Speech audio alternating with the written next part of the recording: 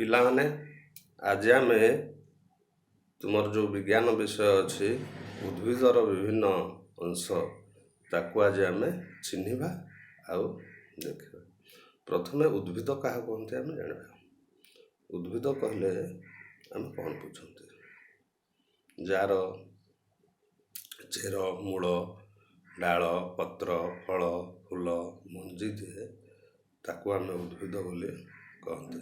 ସେମିତି ଗୋଟିଏ ଉଦ୍ଭିଦ ଆଜି ଆମେ ଦେଖିବା, ତାର ବିଭିନ୍ନ ଅଂଶକୁ ଚିହ୍ନିବା। ଇଏ ଗୋଟିଏ ଉଦ୍ଭିଦ, ଗଛ।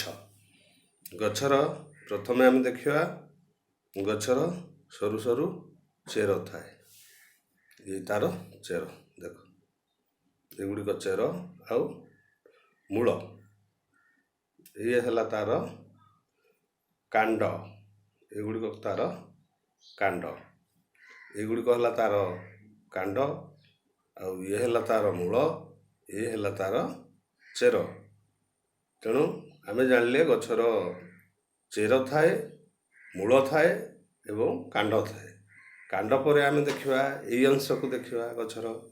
ଏଇ ହେଲା ଗଛର ପତ୍ର, ଏଇ ହେଲା ଗଛର ପତ୍ର, ଏସବୁ ହେଲା ପତ୍ର। ଦେଖ ପତ୍ର ପରେ ସେ ଗଛରେ ସବୁ ଫୁଲ ଥାଏ। ଏଠି ଦେଖ ଛୋଟ ଛୋଟ ଫୁଲ ସବୁ ଅଛି, ଛୋଟ ଛୋଟ ଫୁଲ ଫୁଟୁଛି। ଆଉ ସେ ଗଛରେ ମଧ୍ୟ ପୁଣି ଫଳ ବି ମଧ୍ୟ ଥାଏ। ତେଣୁ ସେ ଫଳକୁ ଆମେ ଦେଖିବା। ଏଇ ଦେଖ ଛୋଟ ଛୋଟ ଫଳ କେମିତି ହେଇଛି, ସେଇ ଫଳ ଭିତରେ ତାର ମଞ୍ଜି ଗୁଡ଼ିକ ସବୁ ଥାଏ। ଏଇ ହେଲା ଫଳ, ଏଇ ତାର ହେଲା ଫଳ। ଫଳ ଦେଖିଲେ ଆମେ ତାପରେ ଫୁଲ ଦେଖିଲେ, ତାପରେ ପତ୍ର ବି ଦେଖିଲେ, ପତ୍ର ଦେଖିଲେ ଏବଂ ତାର କାଣ୍ଡ ଗୁଡ଼ିକୁ ମଧ୍ୟ ଆମେ ଦେଖିଲେ। ତେଣୁ ଏବେ ଆମେ ବୃକ୍ଷର ଗଛର ପ୍ରତ୍ୟେକ ଅଙ୍ଗକୁ ଠିକ ଭାବରେ ଚିହ୍ନିବା। ଆଉ ଗୋଟେ ଥର ଦେଖିନେବା ଗଛର